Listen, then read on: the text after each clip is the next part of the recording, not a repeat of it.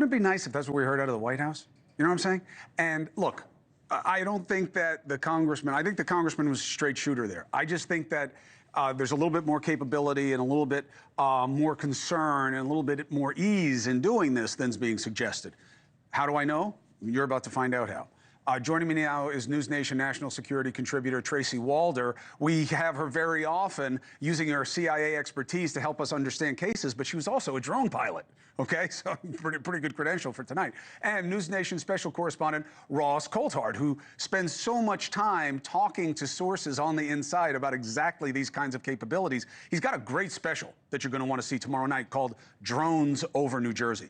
It's good to have both of you. Now, I don't have any problem with what the congressman just said. I think he did a better job than most people in government I've heard. But, Tracy, some of these are big, these drones, like too big to be something that you're buying commercially.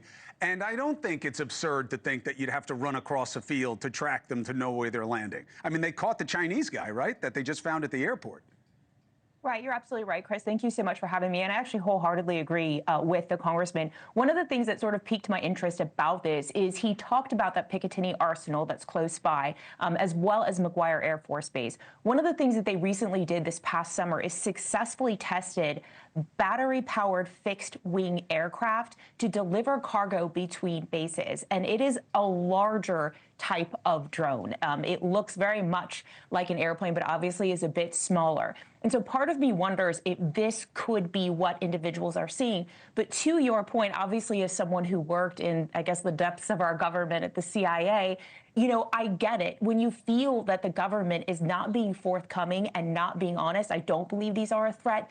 It's scary. And I do think they need to come clean with the American people about what these are. One pushback. I have so much tremendous respect for the amount of expertise you developed to be at the CIA. And I'm not a cynic about government. We need transparency, but I think it's amazing what you were able to do for this country, and I appreciate you for it. I just feel like this is, I want your gut before I go to Ross on, I feel like they have to know more, either because they're doing it or because they know what it is, and they're just saying, yeah, there's nothing to it. But I think the people have moved past accepting that kind of answer.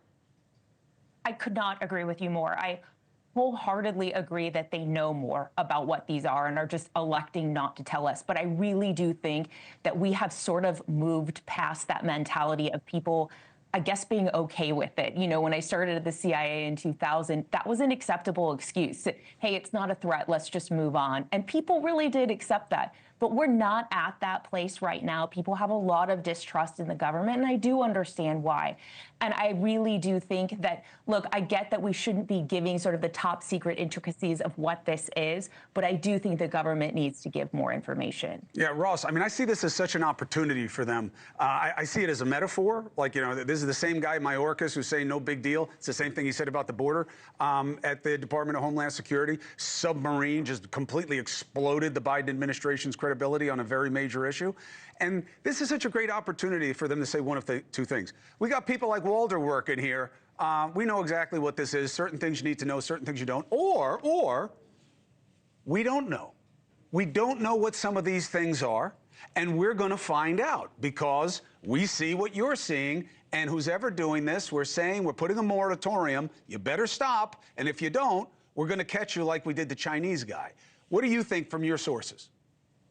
Firstly, good evening, Chris. Look, I have to say I vehemently disagree with any assertion that either the FBI or the Defense Department have any idea, any clear idea, what this phenomenon is over the east coast of the United States.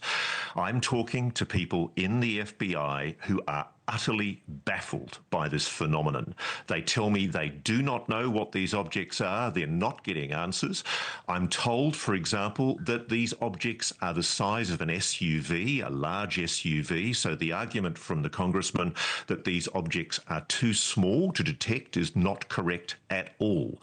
I'm told that there have been attempts to interdict these objects and that there have been the deployment of anti-drone technology. I've just received information in the last few minutes about the PSEG nuclear site at Salem, which is the Hope Creek Generating Station on a 740-acre site in Salem County, New Jersey.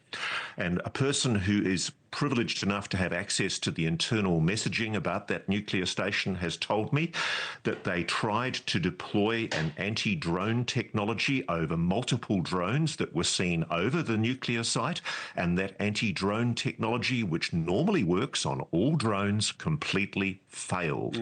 Moreover, these objects, whatever they are being seen not just on the East Coast, they are being seen all over the world. I'm getting reports from here in Australia, from Japan, Indonesia, China, Russia, Europe.